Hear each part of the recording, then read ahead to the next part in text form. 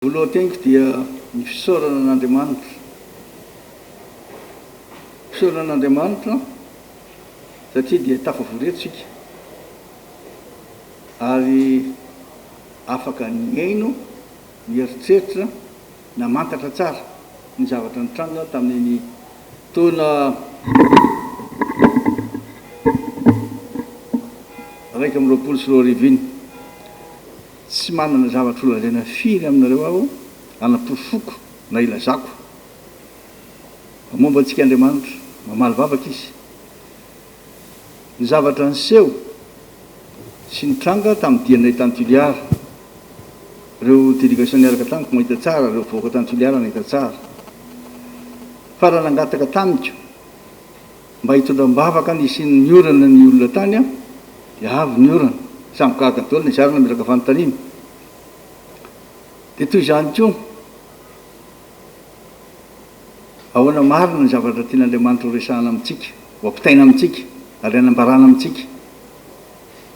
Raha mino ahy ianareo ka mijoro marina amin'ny finoana anareo dia hamonjy anareo sy tahainareo aho. Tsy mifampiresaka mihitsy zay sy pasteur fa tena laza ampahatsorana ny zavatra niresahany teo aho dia ny zavatra tato an-tsaiko rehetra. Raha ohatra zao tsika mamaky an'iny farany amin'ny teny iny ho antsika rehetra dia hitaom-pitahiana sy hitaom-pahombiazana ny taona vaovao 2024.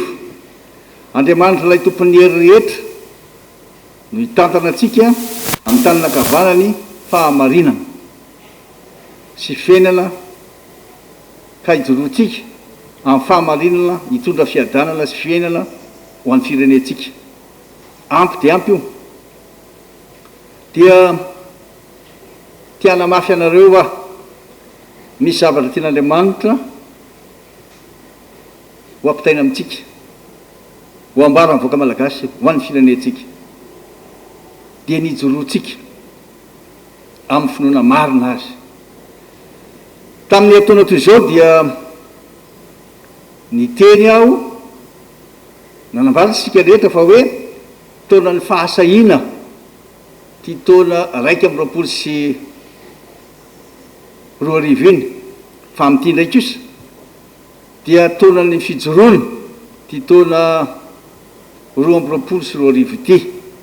Hijoro isika, anambara, ilaza fa raha mino marina isika ka tsy mihanahana dia tsy hiletika araka ilay toriteny teo fa teny hijoro hatramin'ny farany. Koa hoe aminareo hoe misaotra an'Andriamanitra lehibe isika fa tafavoreto ary afaka mifampiarahaba noho ny taona vaovao 2024. Izy tompony hoe hitahy antsika ary indrindra hitany tandrazantsika mba ho afaka amin'izao fahasairana sy fantahalalalana izao a ny firenena malalantsika ho azy rery ny voninahitra. Faly tena faly tokoa aho mahita anareo rehetra tonga vorolalina toy izao. Misaotra betsaka anareo aho ny firarian-tsozy nataonareo, indrindra ny ray aman-dreny mpitandrina teo sy ireo fanomezana izay ataonareo. Vokatry ny fonareo ireo ka raisinay mivady sy ny zanakay ampitiavana. Faly tena faly tokoa aho ary faly izay menakavy miarabanareo tratran'ny taona vaovao 2024. Isika rehetra ry voaka malagasy dia samy manana fomba filazana azy mifampirabana. Ao milaza hoe tratran'ny taona, ao milaza hoe bonne année. Na dia mbola ao anatin'izany fifampirabana zany ary isika dia tsy adino koa nefany fa mbola tena ao anatin'ny valana retina misy eto amin'ny firenentsika isika. Ka dia mifirarian-tsoantsika rehetra ho tahian'Andriamanitra, ho velonaina soamantsara eo ny etondray amin'ny taona manaraka amin'ny fandimby. Hoy aminareo tamin'ny herintaona sahalan'izao dia nambarantsika fa taona ny fahasahiana, iny taona 2024 iny. Tsapako tokoa fa maro taminareo ary indrindra maro ta malagasy no mampiseho izany fahasahiana izany ka ny teny aloha tsy nety sy fahoriana ny ainany teto amin'ny firenena. Ity taona roa amby roapolo sy roa arivo ity kosa dia taona amin'ny fijoroana hoe aminareo rehefa avy naneo fahasahina isika dia tsy maintsy mijoro amin'izany fahasahintsika zany fa tsy ova hevitra sahitsika ary efa sahtsika dia mila mijoro anavotantsika ty firenena malalatsika ity. Ilaina ny mijoro amin'ny zavatra rehetra maro zay mitranga eto amin'ny firenentsika. Ilaina ny mijoro amin'ny fiainam-pirenena zay heverintsika fa tsy mandeha, hitatsika fa tsy araka ny heverintsika azy koa dia mijoro. Voatsela koa zay dia lavy noho ny etraketraka ny politika feno abibina ny namantsika tany Toliara, tsy maintsy mijoro isika mba hivoaka ny marina, mba ampahery ireo fianakaviana isika. Ny marina dia marina trany satria sarotra ny miady amin'ny marina. Hoe aminareo hoe natao zao andro ifampiarabanina hitondrana-bavaka hisorana indrindrinan'Andriamanitra. Matoky aho, mino aho fa azo nareo tiako ambara amin'izay hoe mijoro satria efa satsika dia mila mijoro marina amin'ny finoana marina an'Andriamanitra ary mila matoky fa tsy mihanahana. Voatsely ihany koa dia nisy ny sakatsakana tsy fampiasana hery natao tamin'ireo vahoaka tao Toliara. Tsy azo tsikaikany intsony zany amin'ny manaraka mangataka ny herin'Andriamanitra tsika izay tompon'ny fahefana rehetra any an-danitra sy ety an-tany hanampy atsika hijoroantsika ary indrindrindra mba tsy hatanteraka izay fikasana ratsy entina anodinana ny fijoroantsika. Tsy voaja mihitsy ny zon'olombelona ny zo fototra maha-olo-pirenena.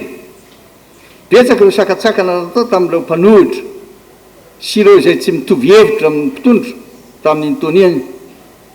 Tsy afaka nanao tatitra ireo solomavam-bahoaka teto Antananarivo fa dia mpitandro filaminana amin'ny rongo fihedina no setriny zany no nalefa nanakana azy ireo.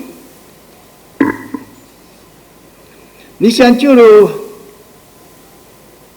olona izay nogadraina noho ny hevitra tsy mitovy ary noho ny fandraisana tendrony ny hevitry ny sasany, ny fikasan'ny sasany.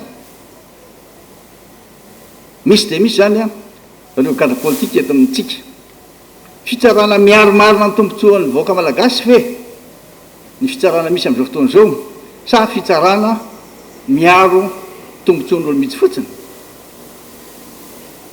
Mila fitsarana marina isika, fitsarana mijoro amin'ny fahamarinana. Maro fantatsika tsara fa amin'ireo mpitsara ireo dia tena manana ny fiainana maha-kristianina azy, manana finoana hijoroana. Ka dia mitondra-bavaka ihany koa tsika mba ny feon'ny fieritreretan'izy ireo anie no tena anapahany zany fanapa-kevitry ny fitsarana zany.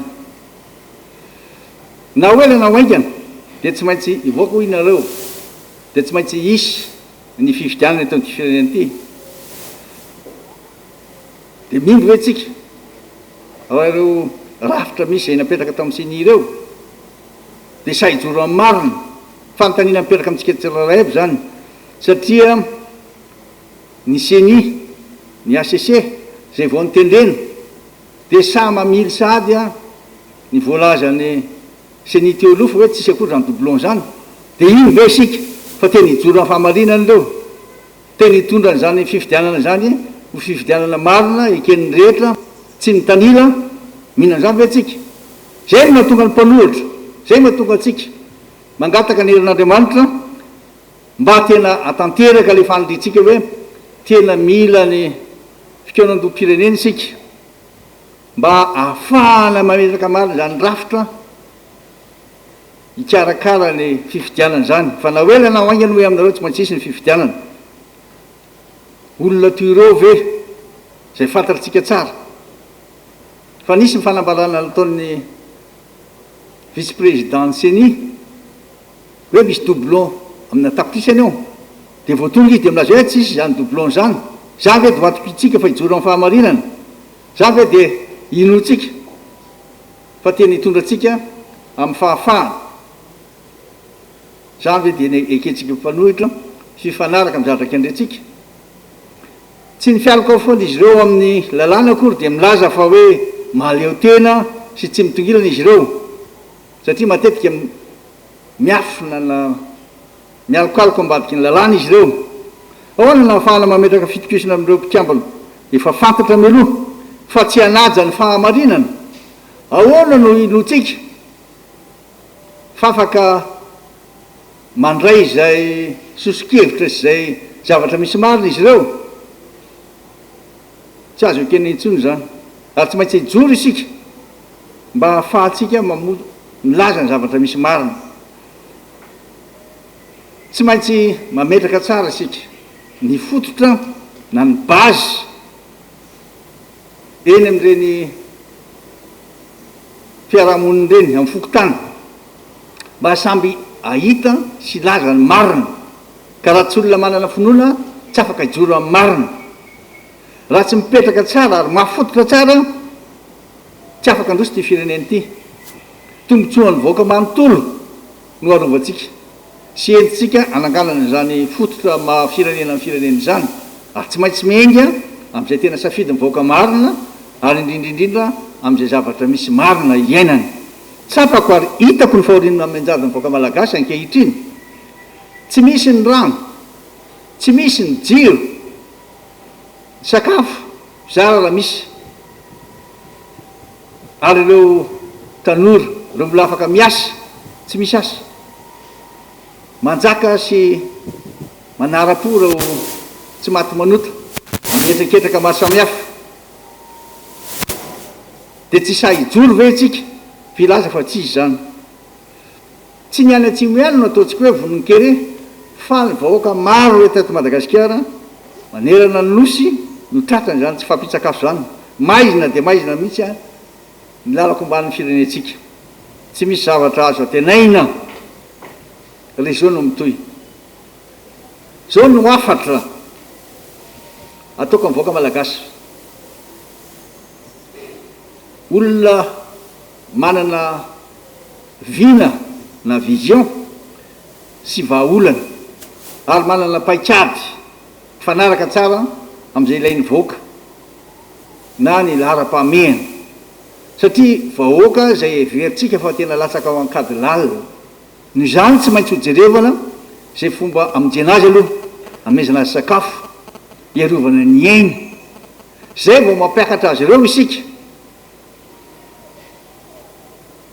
hiasa hiaraka amintsika ary volona hijoro amintsika mba hampandrosoana ny firenena ka noho izany tsy maintsy manana paikady mahafantatra tsara nitondrana ny firenena ivoaka n'izao antsana mangitsingitsika izao tsika raha rehefa nilaza aho ary ambalaka tondray fa vonona ary ianao izay rehetra azoko atao a anarina ity firenena malalatsika ty satria de tena mijaly loatra fa diranovana malagasy maro eto Madagasikara hoy ihany nareo hoe amafisiko atrany fa izany fahavononako zany a de mitaky atsika ho sa hijoro ilazany marina ary hiasa miaraka satria miasa miaraka no fahombiazana ako ary isika sa hijoro amin'ity taona 2024 ity ako ary isika sa aneo marina ny tena finoana marina ny Jesosy Kristy tompontsika mba hanampiery atsika izy ary ny asa fanahy masina mahery anie hanampy atsika mba hahafahantsika manatanteraka zany fikasana tsara izany sa i mijoro anarina izao firenena izao latsaka kady ny firenentsika mijaly fadiranovana ny akamaroany vahoaka malagasy petsaka reo fampanina antenana nefa tsy havonjy azy zany raha tsy manampy atsika sy manana tokitsika amin'ny fampanantenana izay atao saia ara-mijoro. Eto am-pamarana dia mamerina ny fankasitrahana hoantsika rehetra tonga eto izay misolo tena reo olona marobe. Dia raha antsika malala tsara fa no ny amehana dia tsy maintsy manaja ny fepetra rehetra tsika.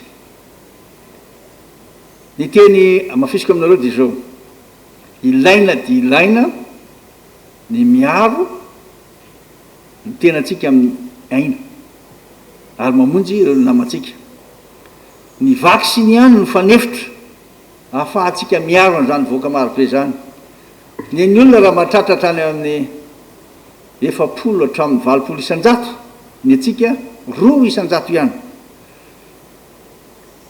Fa noho izany mampirisika voaka malagasy rehetra, satria vaksiny tsy vidiana tsy andoavam-bola izy io. Mampirisika atsika aho mba hanao vaksiny iarovana ny aina. Fo iaho hoe toy ny olona latsaka an-davaka ao anatin'ny antsana, tsy maintsy arovana aloha ny aina. Noho izany manana andraikitra ny tsirairay aby mba hatsapany zany fiarovana ny aina zany dia ny fanaovana vaksiny. Satria raha ohatra ka tsy vita vaksiny mora andairan'ilay aretina. Ary fa vita vaksiny ianao, natoka raha ilay aretina tsy dia mitondra anao amin'ny fahafatesana zany akory. Ka dia mino sy matoky aho fa ampy atsika tsara zay fotoana nandini atsika sy namakafaka atsika sy nijereva atsika ny lasa izay. Fa tonga zao ny fotoana tena ijoroantsika hanarenantsika ty firenena ty. Tonga zao ny fotoana anehoantsika le fahasahina sy fahavonona tena hiasa hiaraka amin'ireo vahoaka maro anisa enjadininy tsy fisiny, ny fahoriana ary ny fijaliana. Ombantsika mandrakariva ny Andriamanitra.